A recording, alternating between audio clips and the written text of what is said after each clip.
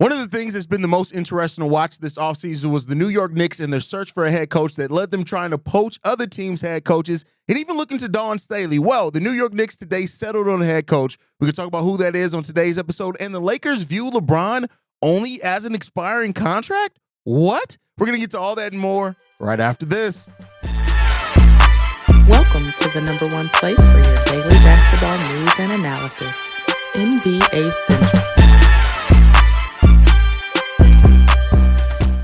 What's going on, basketball fans? Welcome to another episode of NBA Central, your number one spot for everything basketball related. I'm the host there, Haize, but more importantly, you guys can follow the channel at NBA Central Pod and every social media platform we happen to be on. With that said, let's go to get into this content for today. And the New York Knicks have finally settled on a head coach in Mike Brown, two-time coach of the year, Mike Brown.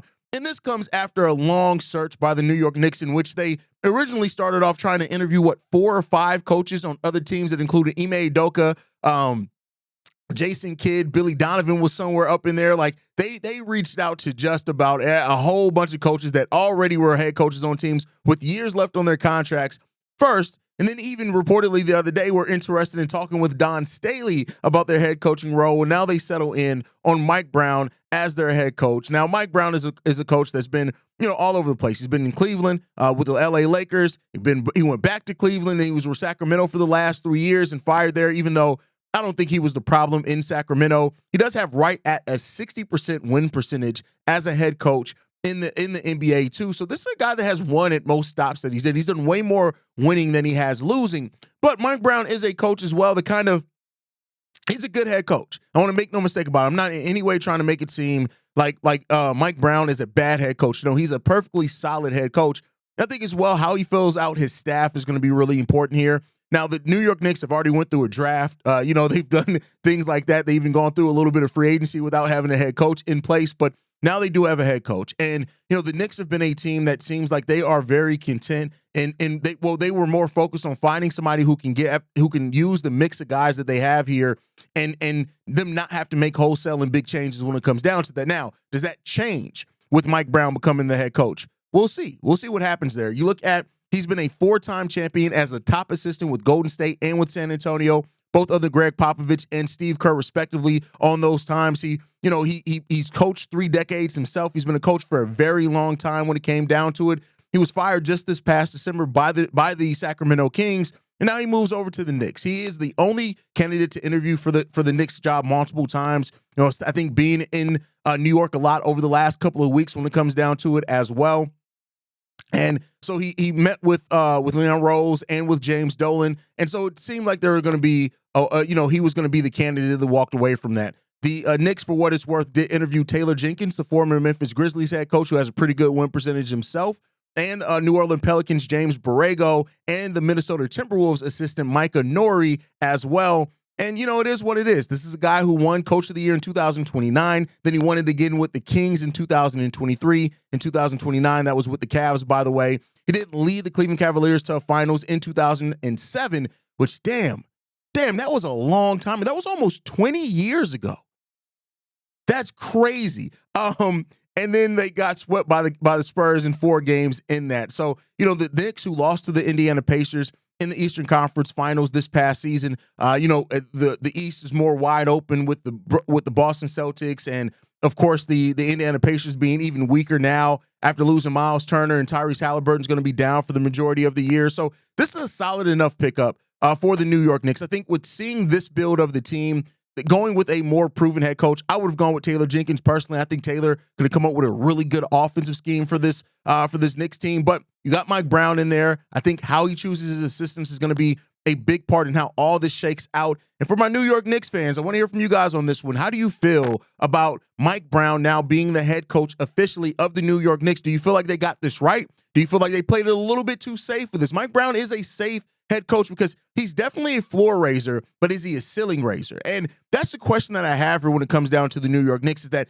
they need a ceiling raiser. To me, they need somebody who can come in there and be a very creative coach to kind of get the most out of the players that they have here, and the wings and all the death lineup, all that type of stuff.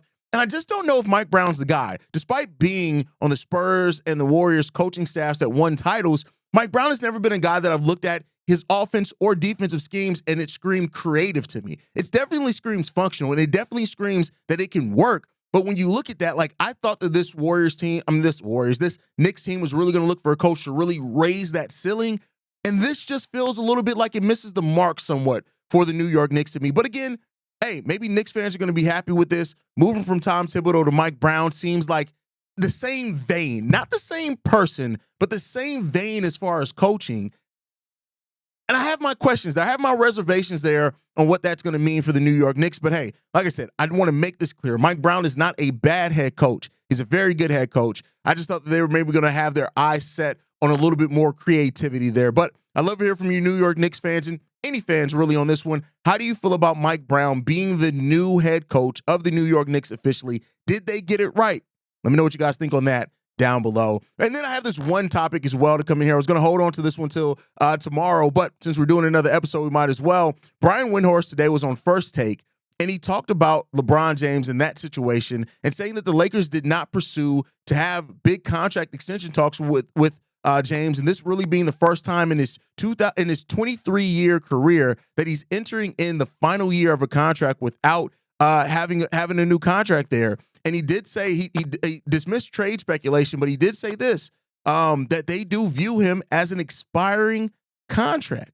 Now, this is LeBron James. And I get it that LeBron James isn't what he once was, right? But this is still a player that is very productive in the league. What he's doing at his age is historic. But I think when it comes down to it, like, this is the Lakers and LeBron are at two different points in this. Windhorst saying this. The Lakers and LeBron, whoever wants to spin it their side of the story, I'm not sure what happened, but the Lakers and LeBron did not have substantive discussions about extending his contracts, which every team that LeBron has been on for 20-something years has wanted to have discussions about extending his contract. What happens to expiring contracts in the NBA? They're viewed as trade pieces. For all those reasons, the money, the fact that LeBron and Luka are still a very formidable duo, the fact that the Lakers are not done with their all season, the fact that trading him is crazy, the fact that it's being built around Luka and they have to maintain their cap sheet and all of those things, everything in that makes sense. I'm just unlocking the door because I'm not not as convinced as before of its impossibility.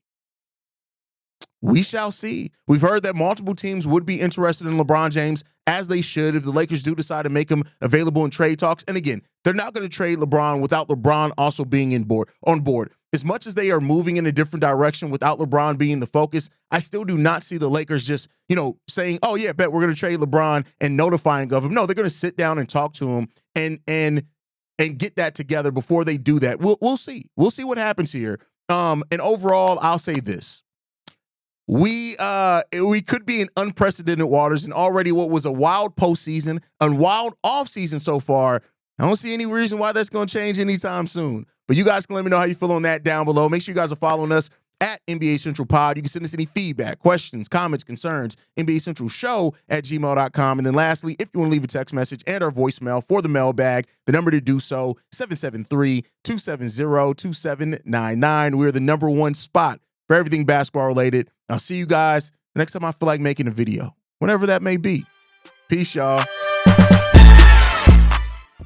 This has been a presentation of the Breaks Media.